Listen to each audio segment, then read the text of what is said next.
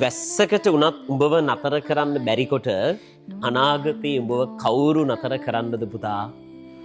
අද බැනුමක් ගාන උඹ නතර නොවෙනකොට, අද එන ප්‍රශ්නයක් ගාන උඹ නතර නොවෙනකොට, අද එන වේදනාවක් ගාන උඹ නතර නොවෙනකොට උඹ තනියම ගොඩනගන අධිරාජ්‍යයට මිනිස්සු අත තියන්නවත් බය වෙනවා.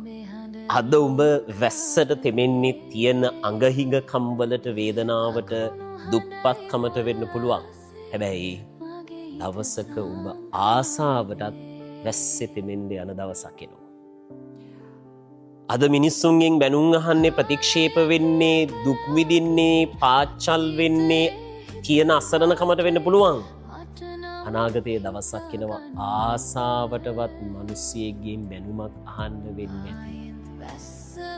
මේක තමයි පුතා ජීවිතේ නැති කාලය සහ ඇති කාලය අතර වෙනස.